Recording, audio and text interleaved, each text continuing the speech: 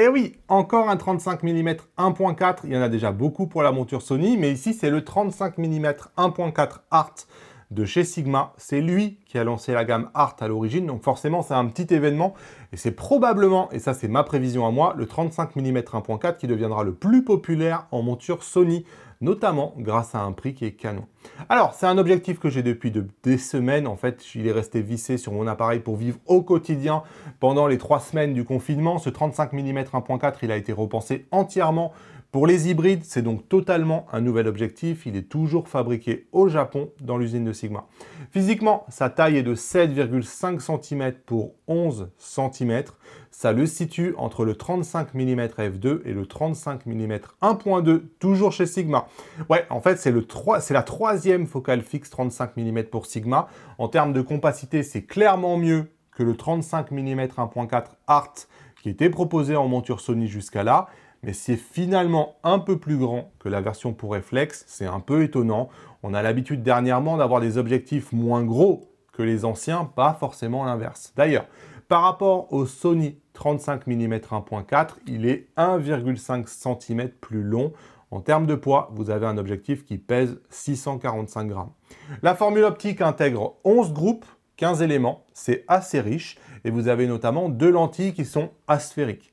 Vous avez un diaphragme à 11 lamelles, une ouverture minimale à f16, vous pouvez faire la mise au point des 30 cm, ce qui vous donne un rapport de grossissement d'environ 0,18. On peut visser des filtres de 67 mm. Alors, comme sur les autres optiques Art, il n'y a rien qui manque, hein. Vous avez donc une bague pour changer l'ouverture.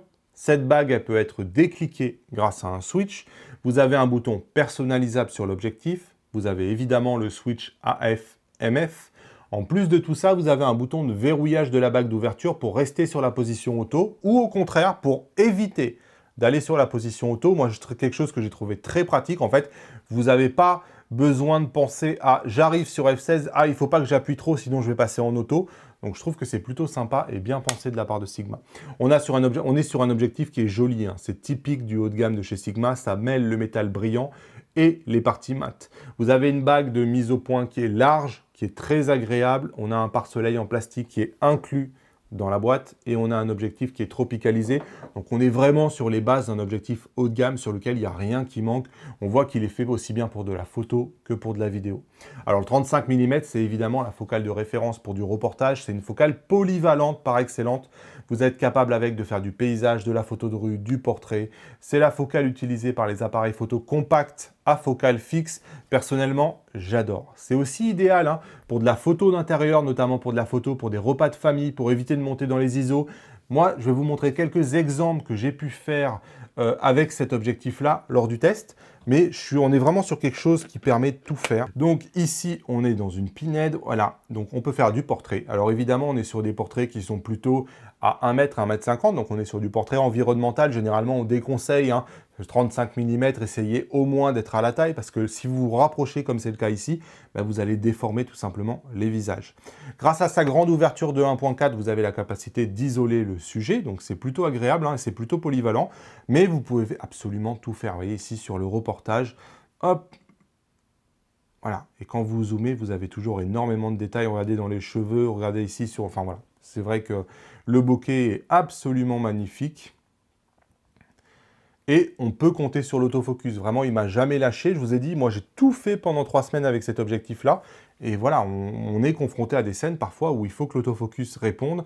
Et on le verra tout à l'heure avec mon chien, ça répond très très bien.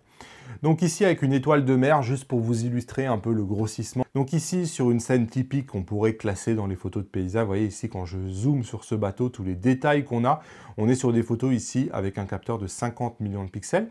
Donc évidemment, on est sur une focale faite pour de la rue, en fait, pour de la photo de rue. Vous voyez ici à quel point ça, bam, ça accroche direct sur le visage, l'autofocus compte, et en plus, on a énormément de détails. Donc toujours de la photo de rue, du portrait, ici avec l'isolation du sujet. Voilà, ce que je vous disais tout à l'heure avec mon chien, voilà, pris à pleine course, on le verra tout à l'heure sur les tests autofocus, ça marche très très bien. Et même le papillon, je vous ai dit, j'ai pas changé d'objectif, donc même ici, j'avais envie de faire ces papillons-là. Et regardez le détail ici qu'on a sur les ailes. Magnifique, absolument magnifique.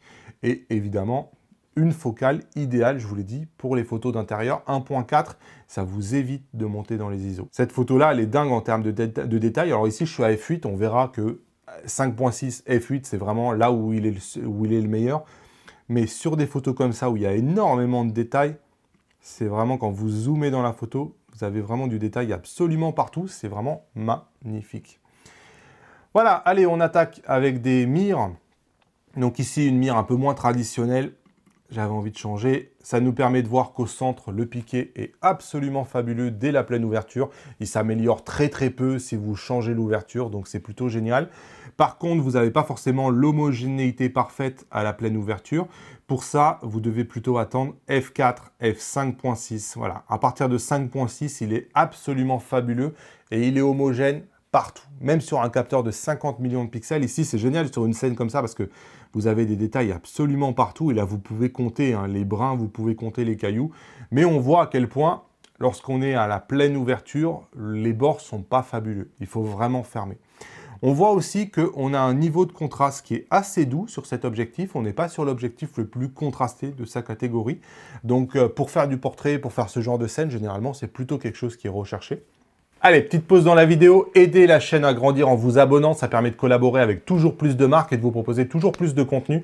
Bref, vous pouvez m'aider très simplement. Ici, maintenant, si on passe sur la mire, notamment pour regarder le vignettage, on va s'apercevoir qu'en termes de vignettage, on a un peu de vignettage. Regardez, le centre ici est bien blanc et lorsqu'on va sur les côtés, on est un peu plus grisonnant. Et on peut voir que le vignettage disparaît jamais vraiment. Les bords sont jamais aussi blancs que le centre. Mais à partir de f4, quand même, il est largement amoindri. En termes de bokeh, on est sur un joli bokeh. Je vous ai déjà montré pas mal de photos. Un bokeh qui est bien plus doux, par exemple, que le 35 mm f2, mais un peu moins doux, probablement, que le 35 mm 1.4. Donc voilà, on est sur un bokeh qui est haut de gamme, sans être forcément le bokeh le plus doux qui existe. Quand on regarde les billes de bokeh, ici à 1.4, on a des billes de bokeh qui sont bien rondes. Il faut vraiment attendre les extrêmes pour avoir les œils de chat. Donc on est sur un bokeh qui est plutôt qualitatif. Je vous montre maintenant à f2. f2.8, on a pu voir que, voilà, ici, ces billes qui n'étaient pas entièrement rondes, dès que vous fermez d'un stop, elles deviennent 100% rondes. Donc c'est plutôt positif aussi. Et ici, maintenant à 5.6, donc je reviens maintenant sur les billes de bokeh. Chose qui apparaît peut-être ici, c'est qu'on voit des aberrations chromatiques autour des billes de bokeh. Donc elles sont quasiment toutes encerclées de bleu, de magenta, de vert.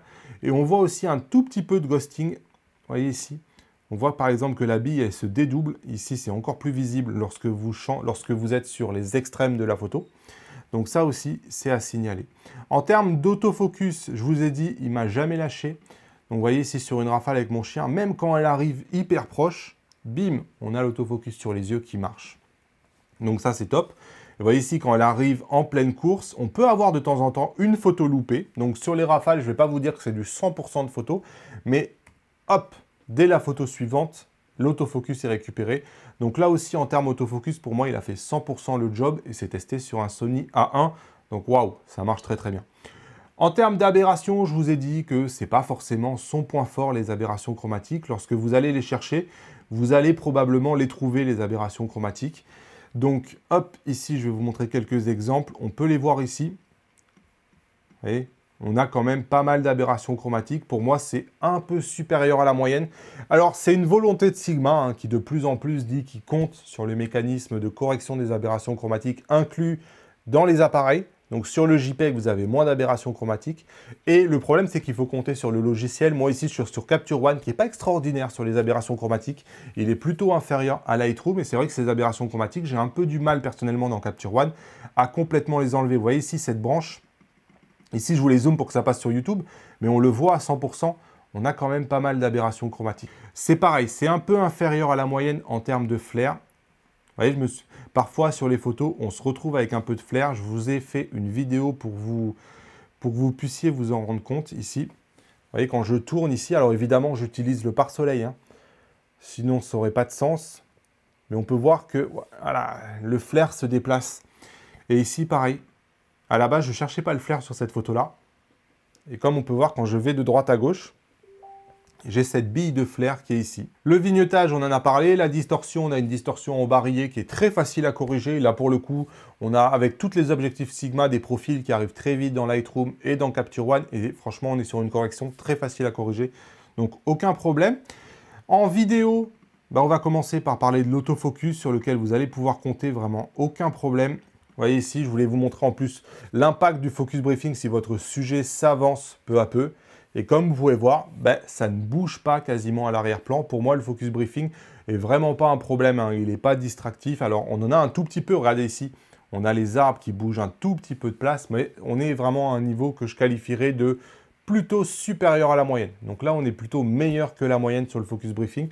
Et vous voyez, même quand je cours, aucun problème. Vous voyez, pourtant, ici, je suis quasiment le nez sur l'objectif parce qu'on est sur du 35 mm.